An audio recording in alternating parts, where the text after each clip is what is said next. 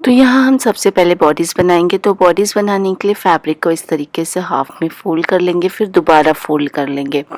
और जो डिज़ाइन है वो मेरी एक ही डायरेक्शन में जा रही है। डिज़ाइन बहुत मैटर करती है जब आप कोई भी हैवी ड्रेस बनाते हैं। तो यहाँ मेरा फैब्रिक पे लीफ की डिज़ाइन है जो एक ही डायरेक्शन में जा रही है ऊपर की ओर। इस हिसाब से आपको फोल्ड करना होगा। अब हम शोल्डर मेजर कर लेंगे। तो फोल्डेड साइड से हमने शोल्डर मेजर किया है 7 इंच पे, एंड वहाँ से नीचे की ओर हम अपना आर्म होल मेजर करेंगे 7 इंच पे। इन दोनों ही पॉइंट्स को मार्क करते हुए एक स्ट्रेट लाइन ड्रॉ कर लेंगे। फिर जहाँ आपका आर्म होल्स एंड होता है वहीं हम अपना चेस्ट राउंड मेजर करेंगे। आपका जितना भी चेस्ट राउंड है आप 4 से डिवाइड कर लीजिए। 1 इंच लूजिंग, 1 इंच मार्जिन, तो मेरे केस में आता है 10 इंच। तो फोल्डेड साइड से हमने 10 इंच पे एक पॉइंट मार्क किया है। फिर आर्म होल का पॉइंट और चेस्ट राउंड का पॉइंट इस तरीके से बाहर की ओर लेते हुए ज्वाइन कर लेंगे। अब हम बॉटम पे अपना वेस्ट राउंड मेजर करेंगे। तो आपका जितना भी वेस्ट राउंड है आप 4 से डिवाइड कर लीजिए। 1 inch losing and 1 inch margin, मेरे केस में आता है 9 इंच।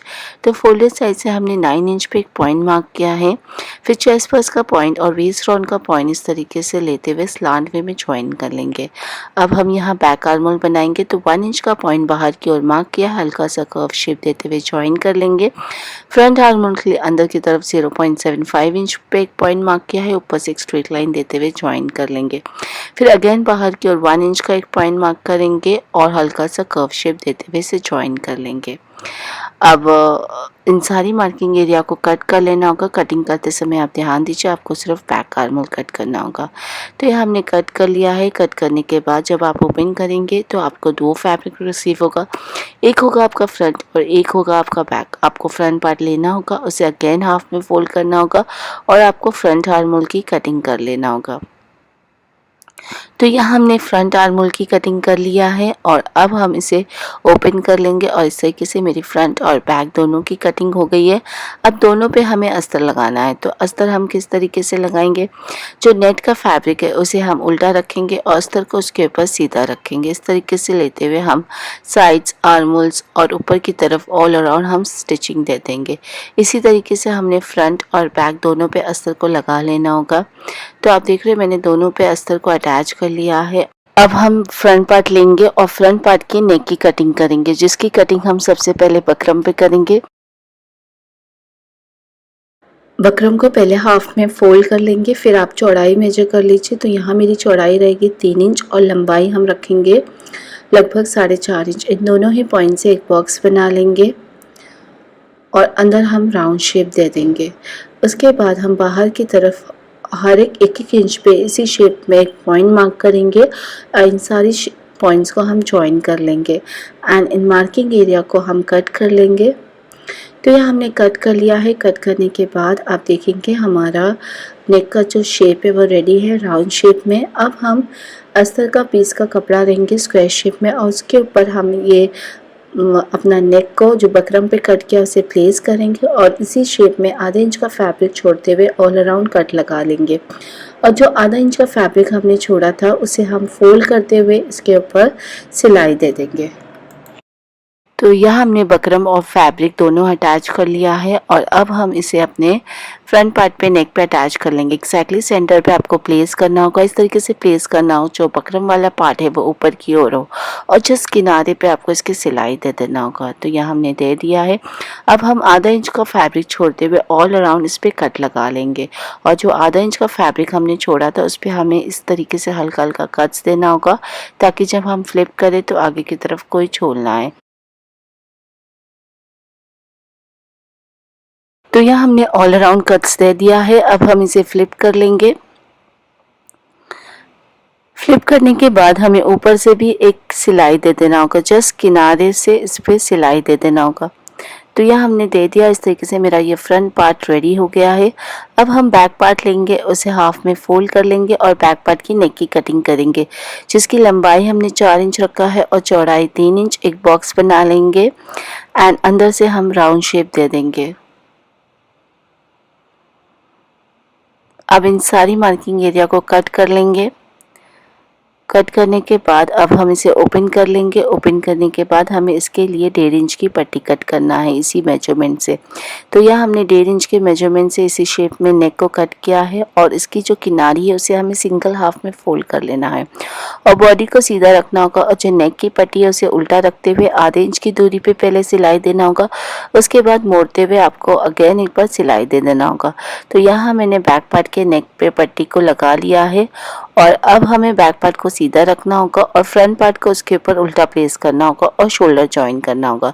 शोल्डर हमें किस तरीके से ज्वाइन करना होगा, बैक पार्ट की जो पट्टी है वो फ्रंट पार्ट पे इस तरीके से फोल्ड करना होगा और शोल्डर हमें हल्का सा स्लांट वे में ज्वाइन कर लेना होगा। इसी तरीके से हमें दोनों शोल्डर को ज्वाइन कर लेना होगा।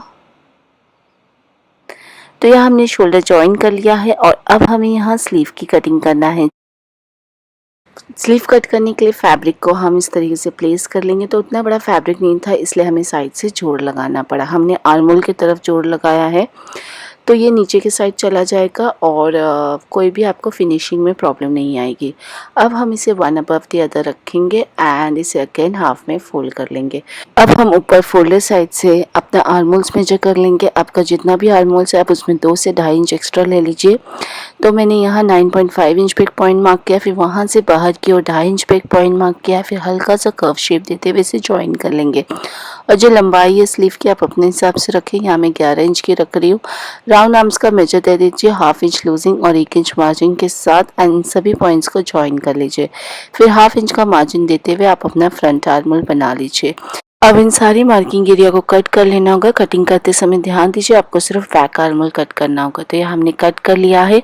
अब हम इसे ओपन कर लेंगे। ओपन करने के बाद हमें फ्रंट आर्मोल भी कट करना होगा।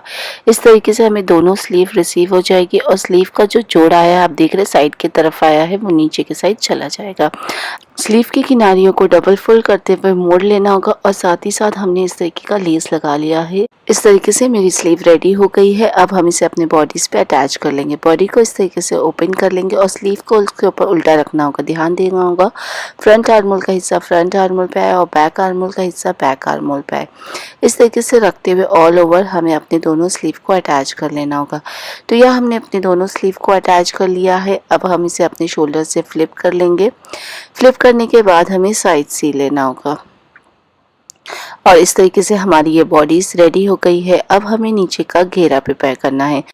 तो यहाँ हम सबसे पहले अस्तर लेंगे 2 मीटर का और अस्तर को सीधा रखना होगा और नेट भी हमने 2 मीटर रखा है और उसे भी हम सीधा रखेंगे और जो डायरेक्शन है लीफ का वो ऊपर की ओर जाएगा।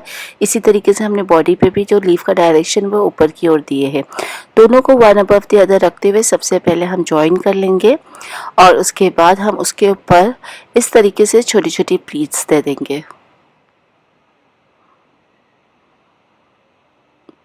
और जो प्लीट्स है वो आपको अपने वेस्ट राउंड के जितना देना होगा। तो यहाँ हमने दे दिया है प्लीट्स और नीचे की घेरे की किनारी मोड़ लिया है, अस्तर की भी किनारी मोड़ लिया है और नेट पे हमने इस तरीके का लेस लगा लिया है जो हमने स्लीव पे लगाया था।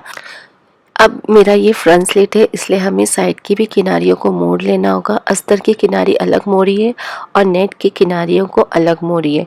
अब हम बॉडीज़ पे भी इसे अटैच कर लेंगे। किनारी मोड़ने के बाद ही आप बॉडी पे अटैच करना। बॉडी का सेंटर पॉइंट मार्क कर लेना और घेरे को आपको सेंटर से स्टार्ट करना होगा। एक हिस्सा बॉडी का पकड़ना होगा, एक हिस्सा घेरे का और राउंड में से स्टिच कर लीजिए। तो आप देख रहे हैं हमने स्टिच कर लिया। इस तरीके से सुंदर सा मेरा ये फ्रंट स्लिट ड्रेस रेडी हो गया है गाइस। इसके नीचे आप लहंगा कैरी करिए, बहुत ही सुंदर लगेगा और कोई भी पार्टी ओकेशन में, वेडिंग पार्टी में या एंगेजमेंट पार्टी में आप इसे कैरी कर सकते हैं, बहुत ही ज़्यादा प्रिटी लगेगा।